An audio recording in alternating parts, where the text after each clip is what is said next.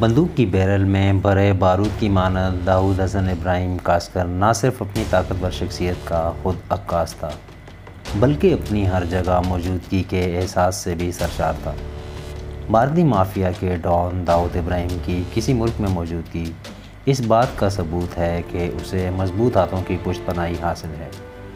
کسی محفوظ اور خفیہ ٹھکانے میں زیر زمین رہنے کے باوجود وہ وہیں سے مجرمانہ سرگرمیوں کا لیڈر ہے اور اس وقت سب سے زیادہ مطلوب شخص ہے۔ جب داؤد کو مجرمانہ حوالے سے بدنام ڈی کمپنی کے لیڈر کے طور پر امریکی وزارت خزانہ نے 2004 میں عالمی دہشت گرد قرار دیا تو لوگوں کی توجہ اس کے دنیا بھر میں پھیلے ہوئے نیٹ ورک کی طرف مبذول ہوئی۔ امریکی وزارت خزانہ کا کہنا تھا کہ یہ شخص اس بات پر بھی یقین رکھتا ہے کہ اس کا درجہ امریکی صدر کے درجہ سے کسی طرح کم نہیں۔ داؤد کئی سال تک اپنی سرگرمیوں کے مراکز بنگلوں کو وائٹ ہاؤس کا نام دیتا رہا۔ ان میں سے ایک 1994 میں دبئی میں تھا اور جب وہ کسی اور ملک منتقل ہوا تو پھر اس کا وائٹ ہاؤس وہاں بھی تھا۔ ساتھ ہی اس کا ایک وائٹ ہاؤس لندن میں بھی تھا۔ اصل امریکی وائٹ ہاؤس کی طرح داؤد کے وائٹ ہاؤس بھی کئی ممالک سے معاملات طے کرتے ہیں۔ دونوں میں فرق یہ کہ داؤد کے وائٹ ہاؤس جن لوگوں سے معاملات طے کرتے ان میں زیادہ تر پس منظر میں ہوتے ہیں اور بلیک معیشت کو آگے بڑھاتے ہیں۔ داؤد پر بھارت میں مختلف جرائم کے الزامات ہیں لیکن ان میں سب سے بڑا الزام 1993 میں ممبئی میں ہونے والے سیریل بم دھماکوں کی منصوبہ بندی تھا جن میں 257 افراد ہلاک اور 700 سے زائد زخمی ہوئے تھے۔ اس کے علاوہ اس پر 26/11 کے دہشت گردانہ حملہ آوروں کی سہولت فراہم کرنے کا بھی الزام ہے۔ 1986 میں بھارت کو چھوڑنے کے بعد کئی سال تک ڈی کمپنی کے سرغنہ نے وطن واپسی آنے کی کئی کوششیں کی۔ دبئی میں جلا وطنی کی زندگی کے دوران داؤد نے وہاں اور شارجہ میں بھارت جیسے ہی مشاغل جاری رکھے، یعنی ڈانس اور ناچ گانے کے لیے بالی ووڈ کے اداکاروں کی خدمات حاصل کرنا، اپنی پسند کے کرکٹ کھیلنے کے مقابلے کروانا وغیرہ۔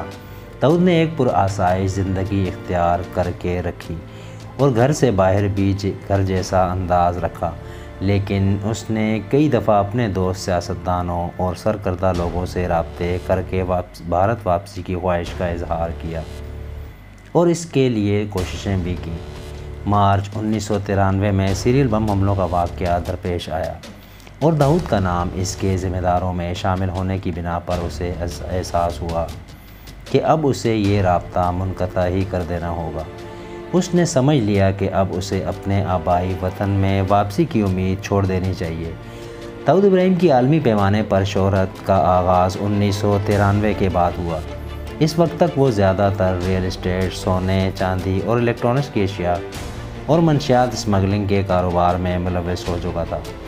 داؤد کو بمبئی سے محبت تھی اور وہ خود کو ایک بمبئی بوائے کی حیثیت سے محسوس کر کے خوشی محسوس کرتا تھا۔ وہاں کے مشاغل اس کی نظروں میں رہتے تھے۔ دوسری جانب ایک نئے ملک میں اس کے لیے ایک نیا نام، نئی شناخت، ایک نئے پاسپورٹ اور ایک نئی زندگی کا حامل راستہ تھا۔ اگرچہ زیادہ تبدیلی نہیں تو بھی کم از کم تمام چیزیں ضرور آبائی وطن سے مختلف تھیں۔ فیصلہ اس کے لیے اپنے ہاتھ میں تھا، وہ اپنے آبائی وطن کا طرز زندگی اختیار کر سکتا تھا۔ اس کی طاقتور شخصیت کی بنا پر یہ عمل اس کے لیے زیادہ مشکل نہ تھا، لہذا اس نے بمبئی کو چھوڑنے کا فیصلہ کر لیا اور اس طرح داؤد کا نیا سفر شروع ہوا۔ داؤد ابراہیم کے معاملے پر پاکستان اور بھارت میں بھی کافی کشیدگی کی فضا رہی، کیونکہ بھارت یہ الزام پاکستان پر لگاتا ہے۔ یہ صورتحال ایک لگاتار مذاق جیسی شکل اختیار کیے رہی۔ بھارتی حکومت کا اصرار تھا کہ داؤد پاکستان میں موجود ہے اور اسے اس کے حوالے کیا جائے، جبکہ پاکستان کا کہنا تھا کہ وہ یہاں موجود نہیں۔ بھارتی حکومت کا یہ بھی اصرار رہا کہ داؤد پاکستان کارڈ کو بھارت کے خلاف استعمال کرتا ہے۔ دونوں ممالک کی یہ بات جانتے تھے کہ یہ مسئلہ دونوں ممالک کے درمیان ایک تعلقات پر اثر انداز ہو رہا ہے۔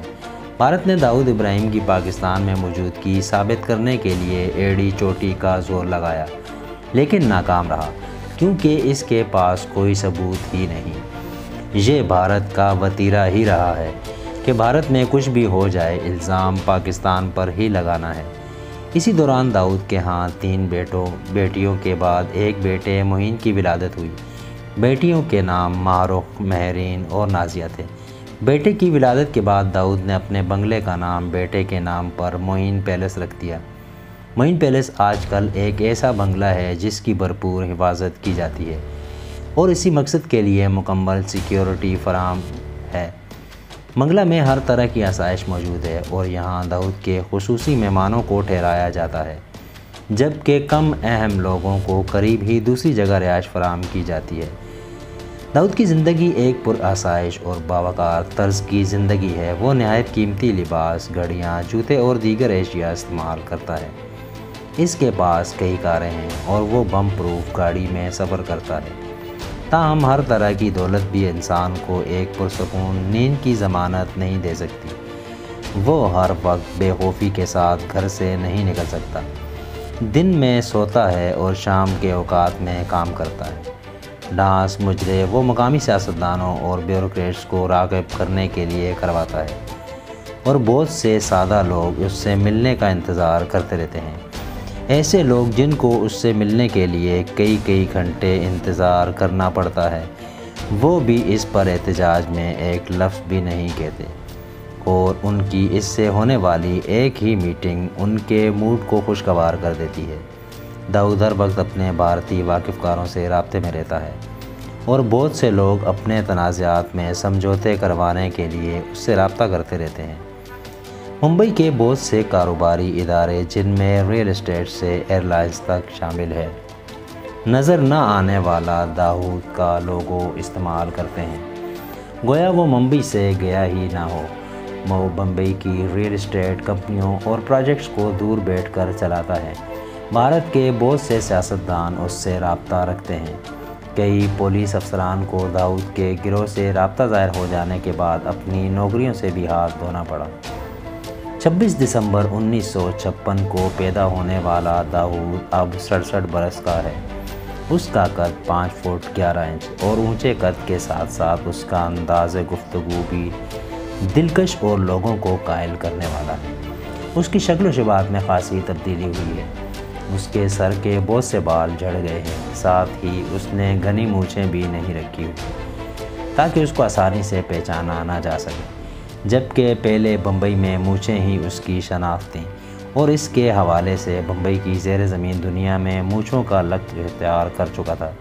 عمر گزرنے کے ساتھ ساتھ اس کی کمر کا گھیرا بھی بڑھ گیا ہے، تاہم 67 برس کا ہونے کے باوجود وہ بالکل فٹ لگتا ہے۔ ڈی کمپنی کا ایک ارب پتی شخص ہے اور یہ بات بھی مشہور کی جاتی رہی ہے کہ اس کی متوازی معیشت نے کئی ملکوں کی بلیک معیشت کی گاڑی کو روا رکھا۔ داؤد کے مافیا رابطے بہت وسیع ہیں اور اس کے کاروباری مفادات مہا فرنچائز کئی ملکوں میں پھیلے ہوئے ہیں، جن میں بھارت، نیپال، پاکستان، تھائی لینڈ، جنوبی افریقہ، انڈونیشیا، ملائیشیا، برطانیہ، متحدہ عرب امارات، سنگاپور، سری لنکا، جرمنی اور فرانس بھی شامل ہیں۔ داؤد ابراہیم بے تاج بادشاہ کی حیثیت رکھتا ہے، جو کہ بڑے کاروبار کو کنٹرول کرتا ہے، مثلا اسٹاک ایکسچینج، متوازی قرضہ سسٹم کاروبار اور بہت سے ریئل اسٹیٹ اثاثہ جات۔ اس کا ہنڈی کا سسٹم یعنی رقم کی منتقلی کا کاروبار بھی ہے۔ داؤد کو پاکستانی کرکٹر جاوید میانداد کے بہت قریب سمجھا جاتا ہے۔ داؤد نے اپنی ایک بیٹی معروف کی شادی بھی جاوید میانداد کے بیٹے جنید سے کی ہے۔ وہ 13 ناموں سے معروف ہے۔ ایک نام شیخ داؤد حسن ہے۔ کچھ لوگ اس کو ڈیوڈ یا بھائی کہتے ہیں۔ جب وہ بمبئی یا دہلی میں دوستوں کو کال کرتا تھا تو فون ملانے والے لوگ کال سننے والے سے اس کی شناخت حاجی صاحب یا عامر صاحب کہہ کر کرواتے تھے۔ ڈی کمپنی کے بمبئی میں بہت سارے کاروبار ہیں۔ سمجھا جاتا ہے کہ صرف بمبئی ہی میں نہیں، اس کے کاروبار اربوں ڈالر سے چل رہے ہیں۔ ان میں سے زیادہ کاروباروں کا تعلق بالی ووڈ اور ریئل اسٹیٹ بزنس سے ہے۔ یہ بھی سمجھا جاتا ہے کہ ہنڈی سسٹم کے ذریعے رقم منتقلی کے کاروبار کے بڑے حصے کو وہی کنٹرول کرتا ہے۔ قانونی کاروباری اداروں ویسٹرن یونین اور منی گرام دونوں کے کاروباروں کو اکٹھا کر لیا جائے تو بھی اس بزنس میں داؤد کا کاروبار اس سے زیادہ ہے، جو کہ قانونی ایجنسیوں کے دائرہ کار سے باہر چل رہا ہے۔ داؤد 21ویں صدی کا منجھا ہوا کاروباری شخص ہے، اپنے رقابت داروں کے ساتھ سخت لیکن وفاداروں کے ساتھ مہربان۔ وہ جانتا ہے مختلف شعبوں جن میں اس کے ہم درجہ لوگ، مافیا، دہشت گرد تنظیمیں بھی شامل ہیں، اور مخصوص ممالک کی سرکاری ایجنسیاں بھی۔ یقیناً کسی بھی شخص کا اس درجہ باصلاحیت ہونا ایک بڑی حیرت کی بات ہے۔ اور اب بات کر لیتے ہیں داؤد سے پہلے کے ممبئی کی۔ مستان حیدر مرزا نے 1 مارچ 1956 کو پانم کلن کے ایک زراعت پیشہ خاندان میں جنم لیا۔ پانم کلن گاؤں کولوڈور تامل ناڈو سے 20 کلومیٹر دور تھا۔ مستان کا باپ حیدر مرزا ایک محنتی لیکن غریب کسان تھا۔ وہ اپنی آبائی جگہ پر تنگ دستی کی زندگی کی وجہ سے اپنے بیٹے کے ساتھ بمبئی آیا۔ وہ 1934 میں بمبئی پہنچے اور مختلف چھوٹے موٹے کاموں میں لگ کر گزارا کرنے کی کوشش کرتے رہے۔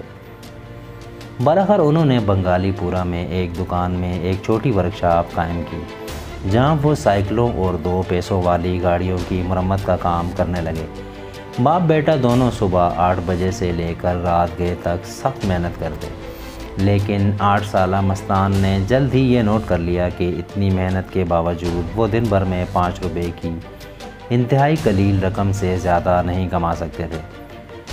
جب وہ کروفورڈ مارکیٹ سے واپس اپنی بستی کو جاتا تو وہ اکثر جنوبی بمبئی کے بارونق علاقے گرانٹ روڈ سے گزرتا، جہاں اس کی نظر عالی شان عمارتوں، تھیٹروں اور وہاں کی چکا چوندھ پر پڑتی۔ وہ وہاں سے قیمتی گاڑیوں کو گزرتے بھی دیکھتا، وہ ملا بارہل کے بنگلوں کو بھی، ساتھ ہی اس کی نظر اپنے مٹی سے اٹے ہوئے ہاتھوں کی جانب جاتی۔ تمام چیزوں کو ذہن میں بار بار لا کر وہ سوچتا رہتا کہ کیا اس کی زندگی میں کبھی کوئی ایسا دن بھی آ سکے گا جس دن یہ چیزیں اس کے لیے محض خواب نہیں رہیں گی، بلکہ وہ ان کو اپنا بھی کہہ سکے گا۔ چنانچہ اس کے دل میں دولت مند بننے کی خواہش انگڑائیاں لینے لگی۔ جب مستان 18 سال کی عمر کو پہنچا تو اس نے ایک جرأت مندانہ فیصلہ یہ کیا کہ وہ اب اپنے موجودہ ذریعہ آمدنی یعنی ورکشاپ والا کام چھوڑ دے اور کسی اور کام میں قسمت آزمائی کرے۔ مستان کے والد حیدر ایک پکے مسلمان تھے اور ہمیشہ بیٹے کو محنت اور ایمانداری سے کام کرنے کی تلقین کیا کرتے۔ بیٹے کی جانب سے بندرگاہ پر کام کی اجازت دیتے ہوئے بھی والد نے اسے یاد دلایا کہ میں نے تمہاری پرورش بہت اچھے انداز میں کی ہے اور میں ہمیشہ تمہاری نگرانی کے لیے تمہارے ساتھ نہیں رہوں گا، لہذا ہمیشہ لڑائی جھگڑے، چوری اور کسی دوسرے بے ایمانی کے طریقے سے زندگی میں آگے بڑھنے کی کوشش نہ کرنا۔ مستان نے 1944 میں بمبئی کی بندرگاہ پر کلی کی حیثیت سے کام کرنا شروع کر دیا۔ اس کا کام عدن، دبئی، ہانگ کانگ اور دیگر شہروں سے آنے والے بکسوں، کنٹینرز کو بحری جہاز سے اتارنا تھا۔ بمبئی کی بندرگاہ اس وقت کوئی زیادہ بڑی بندرگاہ نہ تھی، لیکن پھر بھی وہاں کام ہوتا ضرور تھا۔ بھارت نے 1947 میں آزادی حاصل کی۔ مستان نے بندرگاہ پر کام کے 3 سال مکمل کر لیے تھے۔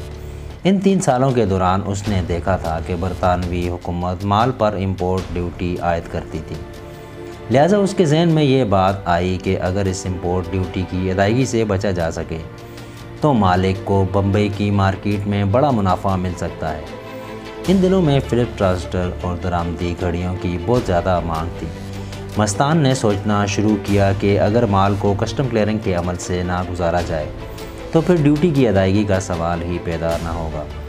اس طریقہ کار کے ذریعے وہ مال کے درآمد کنندہ مالک کو مالی فائدہ پہنچا سکتا تھا، جس میں سے اسے بھی حصہ ملتا۔ اس نے سوچا دن بھر میں اتنا زیادہ مال اتارا جاتا ہے کہ اس کو دیکھتے دن میں اچھی خاصی رقم اکٹھی ہو سکتی ہے۔